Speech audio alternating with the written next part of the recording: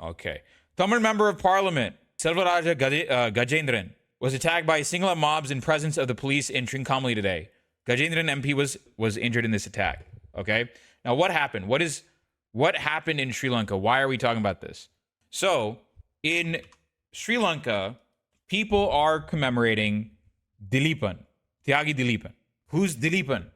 So Dilipan was his code name, right? Rasaya Parthiban was an LTTE leader who actually fasted unto death. So he did a hunger strike and then he died. Yeah, so Dilipan was an LTTE fighter. Well, he wasn't a fighter, but he basically did a protest where he fasted unto death and he died. He literally died. So he's a martyr in that sense, right? People were commemorating Dilipan in Sri Lanka, right? People were commemorating Dilipan were attacked by Sinhalese mobs. So you see this car that's broken. You see this commemorative stuff that's broken. The car was attacked. The glass is broken. Sinhalese fascist mobs, like people were attacked as well. You have Sinhalese fascist mobs that literally attacked Tamils. Sri Lankan politics is so broken. This goes to show you how deep Sinhalese fascism, Sinhalese Buddhist fascism runs within Sri Lanka. Like Sinhalese Buddhist nationalism runs so deeply in Sri Lanka that people commemorating, like again, they're not calling to arms. They're not trying to say like, oh, let's attack, let's bring back the LTTE and attack. No one is doing that. It is a vigil. It is a commemorative vigil for a person that's starved unto death. But because anything regarding Tamil autonomy, anything regarding, hey, we need more devolution of powers for the Tamils in the north, is met with, you're an LTTE fighter. This happened to me. I literally said the words Tamil genocide on someone's stream, and a Sinhalese nationalist tried to get me banned off of Twitch. A Sinhalese nationalist tried to get me banned off of Twitch because they accused me of terrorism. If any Tamil person remotely talks about autonomy for the Tamils of the North, if anyone tries to say, hey, let's devolve power, let's even instituting the 13th Amendment, which devolves policing and land control back to the provincial level so that the northern and eastern provinces are shared among the Muslims and Tamils, and the northern province is mostly controlled by the Tamils, the policing and whatnot. The actual administrative reins is given back to the provincial level. If anyone tries to advocate that, you're a terrorist. You're a fucking terrorist, and you deserve to be murked. You deserve to be like victims of war crimes, literally victims of war crimes, just like what Rajapaksa did. And again, I want people to look at this. Sexual violence against Tamils in Sri Lanka. Look at the scroll bar.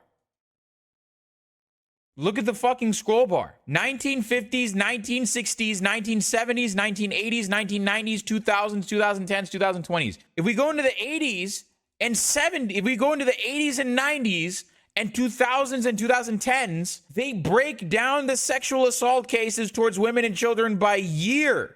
Guys, this is an example of the atrocities that happened against the Tamils for decades on end. And this is what the government said in response to all the charges of mass rape.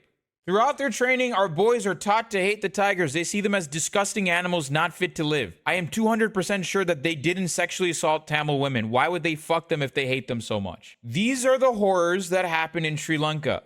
2009 was the breaking point. Women, even corpses, were getting sexually assaulted every moment. Yes. This is the trauma and the horrors that the Tamils of Sri Lanka have to deal with on a daily basis. And the icing on the cake is this. These are all the countries that were involved in selling arms and training these rapist soldiers. These are all the countries that did military exercises with these rapist soldiers. China, India, Pakistan, Russia, Israel, United States, United Kingdom, Iran, Ukraine. Arms suppliers, European Union, United States, India, United Kingdom, Pakistan, China, Iran, Israel, Russia, Australia, and North Korea. These are all the fucking countries that sided with Sri Lanka, that were complicit in all of this. Wasn't the LTTE partially funded by the West? They were not. They were not. The LTTE was originally trained by India. When the LTTE formed, when the LTTE formed in Sri Lanka, it was India that originally funded. It was funded by India originally. And because it was funded by India, the U.S. government actually took the side of Sri Lanka. So originally, the U.S. government was actually very strongly aligned with the Sri Lankan government. The U.S. government, this was during the Cold War, mind you. So the LTTE, which was aligned with the India, which was aligned with Russia, trained the LTTE originally. In order to counter India, the US backed Sri Lanka. They backed Jayawardena. During the post 9/11 era, what happened was the US wanted to ratchet up the war on terror. And so they collaborated with the Sri Lankan government because the Sri Lankan government said, hey, we're fighting terrorists too. The LTTE, can you guys like help us deal with this shit? So the US actually took the side of Sri Lanka. They took the side of the Sri Lankan government. And so did China, by the way. Like, again, I've said this before.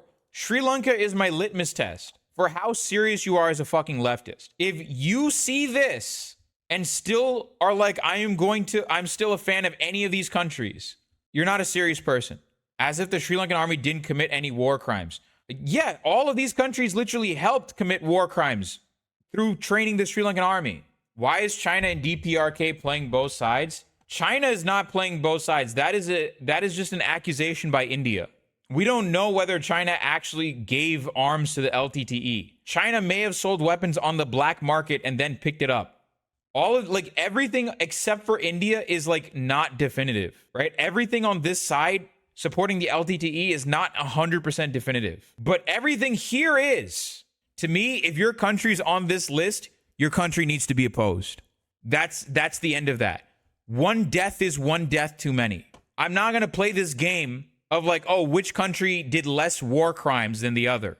I'm not going to play that fucking game. One war crime is one war crime too many. It doesn't matter what state it is, doesn't matter what country it is. It's like saying which oppression is worse. I'm not playing that fucking game. It's not war crimes, but power. Global North and imperial powers is far more powerful. That may be true, but from my Tamil perspective, who's literally being bombed, what does it fucking matter if the weapon that bombed their daughter or that bombed their sister was Chinese or American? What does it fucking matter to them? It doesn't fucking matter whether the Tamil person whose sister was blown to fucking bits, whether the weapon was Chinese or American or Israeli or Indian. It doesn't fucking matter.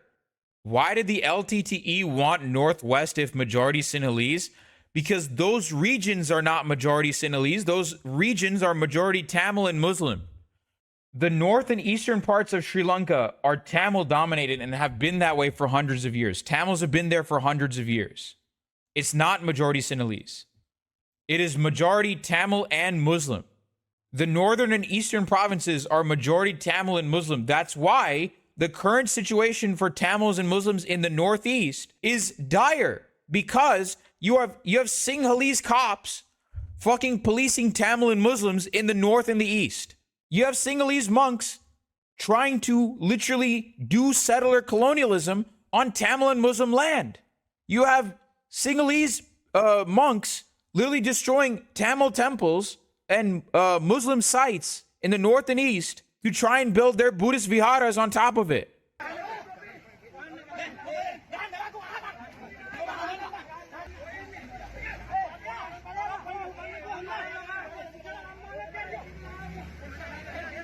That is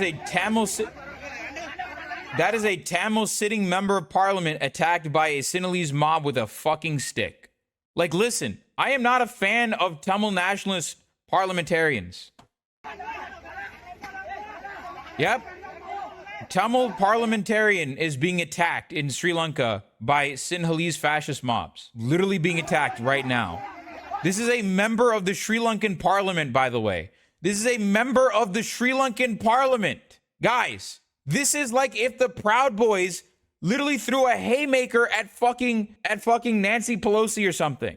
Like, you might not agree with Nancy Pelosi. I certainly don't. I don't like fucking Nancy Pelosi. But, like, I don't want the fucking Proud Boys fucking punching her either. If parliamentarians are getting attacked this fucking much, think about your average civilian. That's the point that I'm making.